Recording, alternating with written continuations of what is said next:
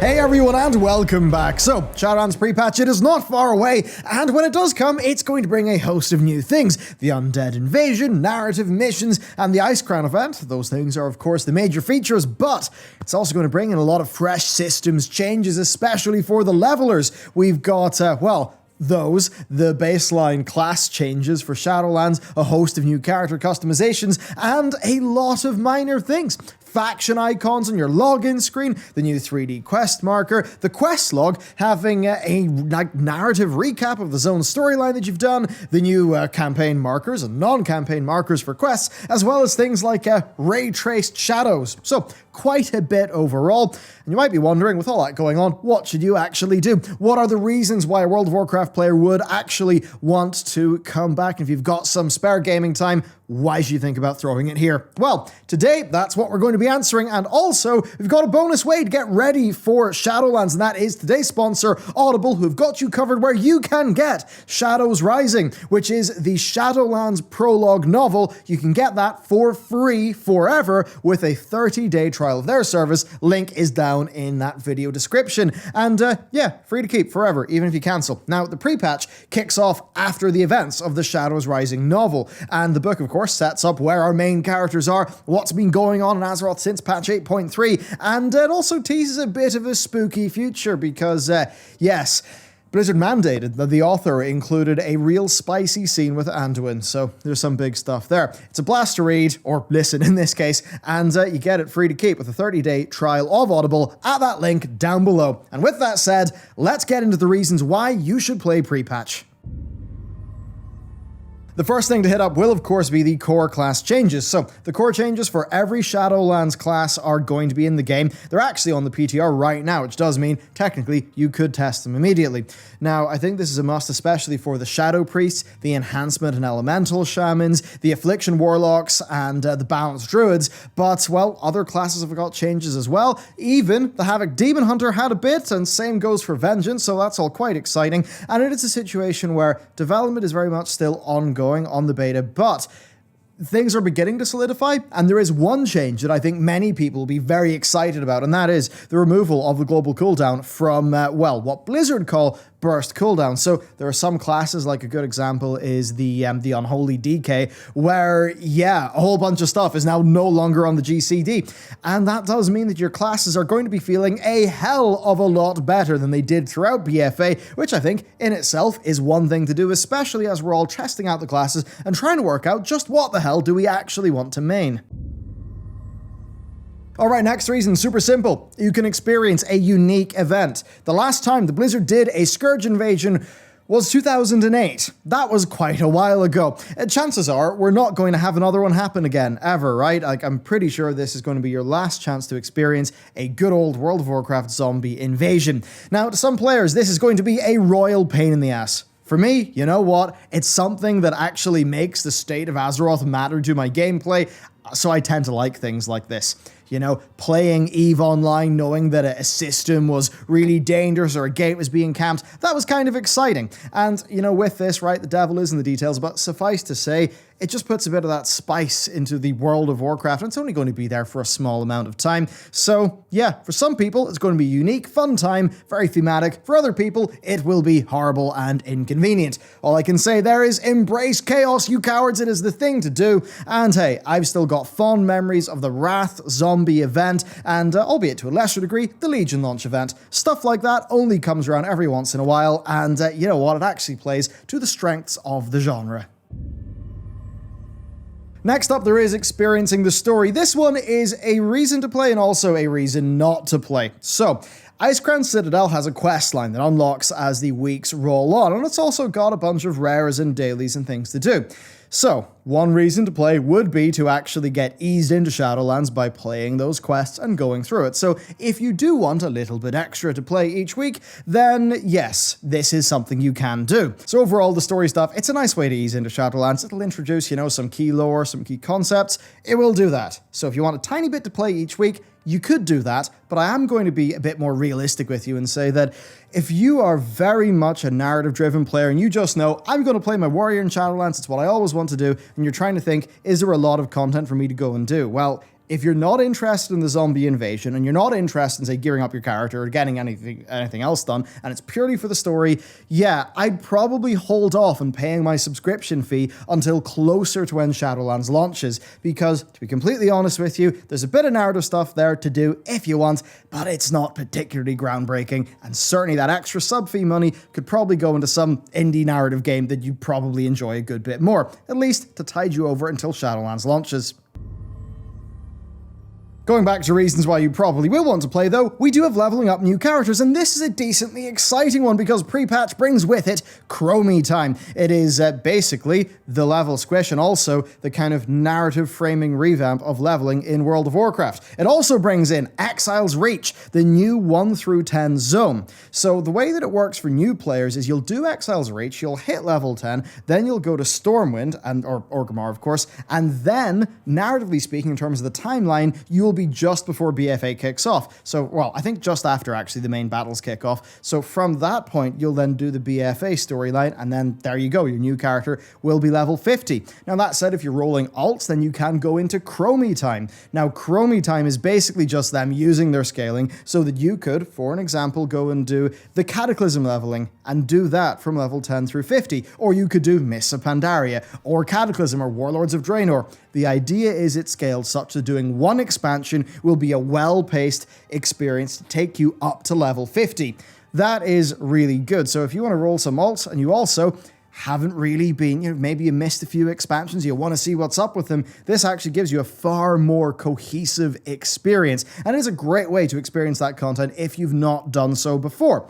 So that's all good stuff. But also, I'd then say, well, leveling, man, it's so much faster than it was in the past. It really is. And this is a part of Blizzard's overall design. They basically felt that 1 through 120 was a bit too slow, a bit too fragmented. It was all over the place. So right now, 1 to 50, it is pretty damn speedy as compared to now, even though the heirlooms have, of course, been changed to not have the XP boost. So yeah, overall, pretty good stuff. Another side thing to this, though, is that if you've been wanting to, say, introduce one of your friends to World of Warcraft, then I guess, and this is totally me playing into Blizzard's hand, isn't it? There is the new recruiter friend system, but also, yeah, I mean, this is the best new player experience that World of Warcraft has ever had. Pretty much since the earlier days, right? Because if you're a new player now, your class doesn't really make that much sense. You zoom through the levels so damn quick, you don't really know what's going on. This, though, gives a far more cohesive experience with a simplified timeline, and if your friend does go and play an alt, then at least there's a narrative framing of Chromie time to make it work. So, whether it's you doing new characters, or maybe it's finally time for you to introduce one of your friends to the game, I think Prepatch is actually a perfect time. Next up, preparing for Shadowlands. Okay, so the Ice Crown event stuff, it's mostly self-explanatory once you actually get into the pre-patch stuff. So you can go there and basically you'll be able to get item level 100 gear from the vendor and from drops from the various rares that you will find in the zone. Now, item level 100, what does that mean? Because of course the level squish has happened. Well, in a post-level squish world, what that actually means is normal Nyalotha, right? Item level 100 is what the normal Nyalotha raid would drop. And that does mean that if you've got a fresh alt, you can just do that Ice Crown event and you can basically be totally loaded to hit the ground running with a real solid set as you go into Shadowlands. And that'll certainly mean that when you're going through Bastion the first time, you will be just melting mobs. Well, I mean, comparative to, say, a character that is just going in with BFA leveling gear. Next up, getting your UI and your key bindings ready. This is something that is certainly a reason to actually get back into the pre-patch if you're the type of player who doesn't want to, on Shadowlands release night, just sit there screaming internally because your UI is not perfect and your keybinds are slightly wrong. And if you're anything like me, you probably would be that person. It drives me mad when that stuff is wrong. And there's probably more reason to do that now than ever because for the last while, we've been pretty used to a new expansion comes out and oh, Blizzard have removed 2 or 3 of our abilities. Guess we don't need those binds. That's a bit different with Shadowlands. Of course, the unpruning is happening. Now, the unpruning, generally speaking, is not giving you a lot more stuff in like your second to second rotation, but there is quite a bit more for some classes in terms of buttons that are available throughout your entire class instead of just being on a spec, or some old flavorful things that have been resurrected to give you a bit more class fantasy. In those cases, there's going to be more buttons, so you're probably going to need to think about your key bindings and your UI a little bit more. Don't worry though, we have an absolute monster in the works. We want to do the ultimate key bindings and UI guide that's going to make it super simple for you. We'll have a whole bunch of different options. It'll be really sweet, but we're still working on it. Certainly though, UI and key bindings is definitely a good reason to get ready. I mean, hell, even just updating your add-ons and getting them all set up, probably something worth doing. Next up, we got the transmog reasons. So there's one thing here which is pretty decent, I guess, which is that there's some Wrath of the Lich King gear that drops from the rare mobs, and those rare mobs are actually old Wrath bosses, and that all happens in Icecrown. So that's one thing. If you want to get some of those sets, this at least is going to give you like another way to, you know, farm up those bits of gear. So there is that. Also, though, the gear that you get off the vendor is a unused recolor of the Season 1 Battle for Azeroth Warfront set. Now, to be honest with you, if you've already got those Warfront sets, it's not that exciting. I mean, it fundamentally isn't that exciting, really, but it is another transmog set that you could get, and if you do like that very classic Alliance, Stormwind, and Orc Horde theme type of gear, then yes, you can get those from the vendor, and in the process, you'll also get a set of item level 100 gear. Next point, it isn't really Battle for Azeroth. It's technically speaking Shadowlands patch, 9.0.1 or something like that, but the point is, you're playing World of Warcraft, you are level 50, yes, but also, it's not Battle for Azeroth. And I know this is a very snarky thing, but the thing is, Battle for Azeroth is almost totally gone. And sure, you know, the content is mostly all there, but you'll be able to do some of it without corruptions or without the cloak stuff being annoying. It might be a fun time to head in and just knock out Nyalotha, right? You won't get ahead of the curve, of course, in pre-patch, but you can still get the mount, so you could do that. Point is, though, right, it's not Battle for Azeroth, and it is a version of World of Warcraft where you can level up in the world, right? You can level up some of your characters, you can progress a little without having the annoyance of BFA stuff. If you did want to go and do your war campaigns and all of that, and maybe get some of those BFA transmogs, you know, you can get back into your classes as they're going to be in Shadowlands. Basically, right, it's a slice of WoW that you can play now if that's really what you want to get warmed up for Shadowlands. That's not going to feel like the sucky bit of WoW that many of us have been stuck with for the last 2 years. Yes, that's a snarky point, but I think it's one that will hold for many people. Next up, we've got customizing your character. So, all of the baseline Shadowlands character customizations are included with the base game and are in the pre-patch. And that basically just means you can customize your character to your heart's content. Do you finally want to be a Wildhammer dwarf? Well, guess what? Now you can. So, there's a massive amount of new customizations for your character, and what's good is some of those will just tie into existing transmog sets, so you can really build up the fantasy of your character, and I think that's a pretty darn great thing. And then on the topic of character customizations, well, on allied races, there's a few different things you can do. Number one, do you have allied races characters? Maybe you don't, and maybe you want their heritage armor sets, but you've never really felt like leveling up. Well, that leveling revamp basically means it's the perfect time to hit level 50 with all of your allied races to get their heritage armor set. And yes, level 50 is the level where you unlock the heritage armor set, not level 60, which will be the new cap of Shadowlands.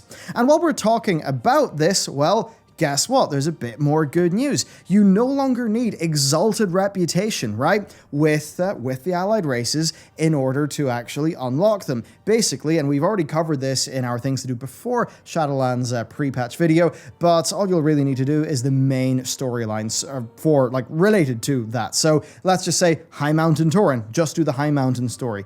Lightforged Draenei, just do the patch 7.3 story. Same goes for the war campaigns, for the Dark Irons, etc., right? It's quite a bit easier. You won't have to grind up some rep in order to do that, so this is just going to be quite nice for a lot of people.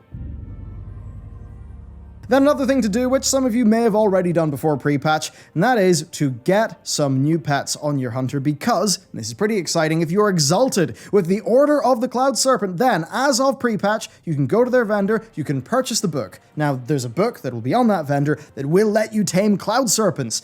If you just use that on your hunter, and the good news is, if you have another character that's exalted with that rep, don't worry, the book is a binding account, so you can send it over. And yeah, with that, you'll be able to tame some Cloud Serpents. So yes, you could be riding around a Cloud Serpent while you've got one out as your pet, which is pretty nifty. So there you go, I think those are the main reasons why anyone would want to come back for the pre-patch of Shadowlands. So, if these things seem exciting to you, then congratulations, you've got some fun game that you can play for a month before the expansion comes out. And guess what? If you've heard this and you're thinking, darn, You know, I don't really, I'm excited for Shadowlands, but this stuff isn't great for me. Then, hey, save that subscription money, pocket that, and maybe put it into a game in Steam or something. You could do something else to tide yourself over till Shadowlands comes out. But overall, I think it's a pretty good situation, you know, especially for me. It's like the leveling up, new characters, the new leveling system, new players as well, sort of coming into the game for the first time. I think it's just a far more smooth experience now than it really has been at, I mean, most points in the last decade, pretty much, right? So I think that stuff's all working out pretty darn good. I think there's a lot of reasons to come back, and certainly what I'm going to be doing is getting ready, you know. I'm fairly sure I know what my main is, so I'm going to get that character leveled up to not 120 anymore, is it? It's 50. Going to get that character leveled up, going to get that 100 set, and then I'm probably going to get 1 or 2 Heritage Armors. Maybe I'll see if I can squeeze that in. Maybe work in my sort of 2 alts that I'm planning to do for Shadowlands as well. At least that's what I'm going to be doing. And then I suppose I'll just try to enjoy the hell out of the zombies because, hey, it's probably not going to happen again. So, there you go. That's it for me. I hope you enjoyed today's video. And with that said, I will see you next time.